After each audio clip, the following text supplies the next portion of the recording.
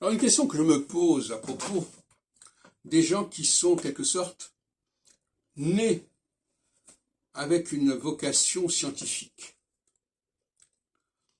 Il faut avoir un profil particulier pour cela. J'en ai déjà parlé tout à l'heure, mais je reviens là-dessus.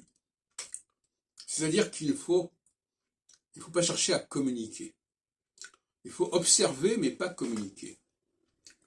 Il ne faut pas être dans l'interaction. Il faut avoir le regard de ce que je disais tout à l'heure, l'entomologiste, celui qui regarde l'aquarium. Et les gens sentent lorsque quelqu'un a cette posture.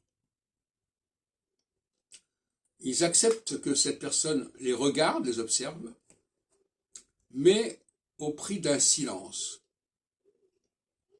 C'est-à-dire que lui-même ne doit pas poser de questions, parce que poser des questions, analyser, vulgariser ses observations, c'est les fausser.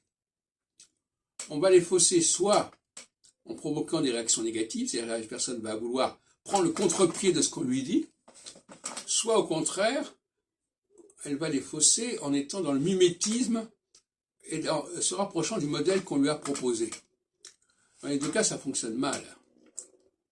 Donc, il y a un juste milieu à trouver, un juste équilibre à trouver dans cette relation entre l'observateur et l'observé. Et nous sommes, à mon avis, nous sur Terre, à la fois des observateurs et des observés. C'est un problème, enfin, effectivement. Est-ce que nous sommes observés par des extraterrestres, je ne sais pas, qui regardent ce que nous faisons? Ou est-ce que nous l'avons été? Enfin bon. Mais toujours est-il qu'il y a là un clivage, une dichotomie majeure dans les mentalités. Un mode de vie complètement différent. Les gens qui ont la mentalité, j'appelle ça scientifique, vont s'intéresser aux apparences, à la faune et à la flore. Ils vont s'attacher à des lieux, et même à des présences, mais ils ne vont pas devoir interférer. Ils ne vont pas devoir discuter avec ces gens-là.